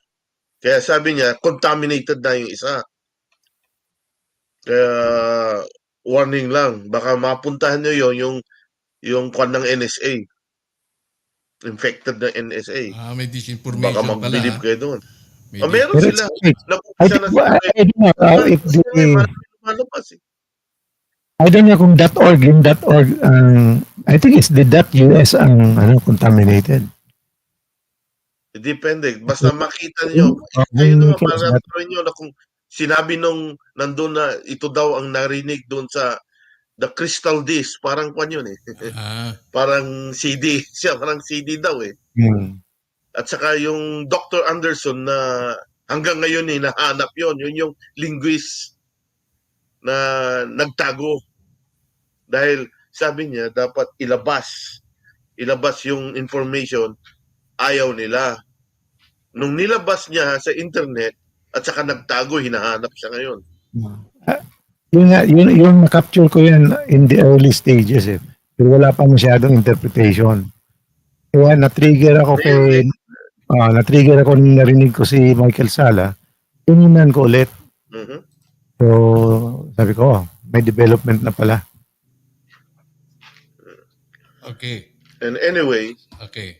maganda yung mga nagkakwan din ng mga the disclosure and the ascension natin. Ang magandang makinig kay Caleb Gaya kung si Drake Bailey ang kasama niya, because you could answer some questions. Ay mag-question kayo, answerin niya. Doon ko kinako ng sabi niya, totoo yung sinabi niya, yung flash. Basta bigla-biglaan lang. I don't want to say any timeline, basta bigla-biglaan yan. Hanggang August yan, hanggang any day, sabi niya ngayon. Dahil ang bilis ng that's true. Nabitawan rin ni Ismael Perez within the 2022 year daw. And then, in subsequent interview niya, sabi niya, any day now. We don't know. Hindi ko mga narinig yan si Ismael Perez, pero almost the same dun sa nakikita ko eh. Nakikita ko na yung mga interviews nila. Kaya maganda kung pwede kang mag-question. Nag-question ako dun kay Drake Bailey kasi si Drake Bailey is what you call this, yung soul niya, anong tawag dito? Nakalabas na Starseed. Alam niya. Starseed siya na alam niya at saka sumasama siya sa mga missions and operations ng Earth Alliance and the same time. Pero not through his body kasi matanda na. Through his soul. May avatar siya na dragon, na red dragon eh. Lumabas ata yun sa kay yung sa Project Camelot, di ba? If I'm not mistaken. Ang daming ko niya, doon ako nag-question. Ang sabi niya, I don't want to give dates, sabi niya, pero ang sabi lang sa amin is nagwa-warning siya tungkol sa America, probably those people, the cabals are trying to starve America. Nag-umpisa na, sabi niya. And be prepared, buy rice, buy potatoes, mga kangus nyo, baka magka-civil war. Nag-umpisa ka na, meron ka ng stockpile. Namili ka na ba? Namili ka na dyan? And kung hindi nyo alam yung armory ko, meron ako. Nakita ko nga may mga ang imbak ng bala eh. Pero dito sa Pilipinas daw, hindi na masyadong concern yan. Ang imbak kong bala ng Armalite is 20,000 rounds. 45 ko, 5,000. 9mm ko, 10,000. Uy, ano na talaga, pwede ka nang... ilang kilos ang powder mo? Ay, hindi ako nagkakon dahil at least for defense ka kung hindi kayo magkagulo. Ay, loko-loko dito. Nagnanakaw sila, biglaan, hindi mahuli-huli eh. Nahuhuli lang ng CCTV. Sabi hindi. CCTV. Ang order, nahuli sa CCTV. Huwag nyo pakialaman, basta pabayaan nyo. Eh kung sinasaksak ka na. Tama. Kaya yung mga Pilipino, kung hindi mo makita yung mga Pilipino, nagtitraining eh. Yung mga baril na Pilipino dito, nakakatakot ang itsura nila. Anong binatbat ng AFP kung makita mo sila? Yung mga and meron kami mga anong tawag yung 35 years na food, MREs. Okay. Sige. Hindi kasi itong namin, itong home namin, they call it adult family home. Yung nag-aalaga ng senior citizen. Ngayon, nung ako ang in-charge dito noon, ang sabi nung dapat meron kayo stock na pagkain. Alam mo, ginawa ko, kumuha ako doon sa mga preppers, yung 35 years, 25 years na it's okay. Sabi ko, kasi dapat may 2 weeks supply ka in case of emergency. Hindi lang 2 weeks yun. 25 years. Pwede. Na mag-expire. Kasi ito si Canton. Nakagulo ka. Alam mo, gasolina dito, $5 per gallon na. Si Canton, binigyan ni Mix ng ilang drum ba yun? Binigyan ako ng 3 pack. May variety of 3 packs na. Pang-prepare siya. 3 packs lang. Hindi naman doon. Pero nakakalula minsan. Powder. Strawberry. Pero powder. Okay, Rick. Thank you so much, Rick, sa comment mo. Ayan, thank you so much. Birthday, maraming bumabati kay Madam Princess na happy birthday. Batiin natin si Madam Princess ng happy birthday kung gano'n. Hindi ko sure kung ngayon nga . Ayan. So, with that, Ed, tayo ay magtatapos na with a birthday song from Madam Princess Elizabeth Ruiz. Datiin mo naman. Happy birthday. Happy birthday, Princess. Kahit ka Happy naman birthday birthday to sa dito you. eh. Oh, yeah. Well, thank you, Ed. At maraming salamat din kay Rick D. Ano na, so, tuloy tayo next Saturday. Strangers in the Night. Yeah, Strangers in the World. Okay, Strangers in the World. Strangers in the Night naman. Next Saturday is Strangers in the Night. Sige. Yung ano, Wow. Doobie-Doobie-Doo. Ay, the electric is involving our Doobie-Doo. Baka mapunta tayo kay Dobie Beams niyan. Hindi yan. Talagang, our topic, alien talk. We will have an Strangers in alien the talk Night. topic. Okay. Strangers in the Punta Night. na naman ako dyan sa intro. Bueno, maraming salamat, Ed. Good night na tayo. Good night. Good night, Telegrammers. Good night to those who are listening later. Okay, thank you, Ed. Maraming salamat sa mga nag-comment. Salamat po sa inyong mga comment. And of course, maraming salamat kay Ricardo Deep sa kanyang pagtawag. And happy birthday muli kay Princess Elizabeth Marin Ruiz. Ako si Ka Anton, magbabalik bukas para sa isang Sunday Super Special. Ang ating magiging panawin, mga may nagtatanong kasi kay Prinsipe. So bukas, bibigay ko siya ng update sa ATM at sa sabi niya mga iba pang mga updates. So muli, tayo po muli magkita-kita bukas. Kaanto nag-iwan sa lahat. Sa ngalan ng aming kasamahang UFO Society of the Philippines, SSU, siyempre kasama niyan. Magiging university na yan kung gusto niyo magpa-enroll sa SSU University.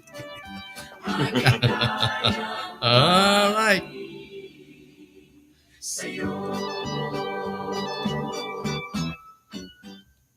Okay, maligayang bati sa iyo.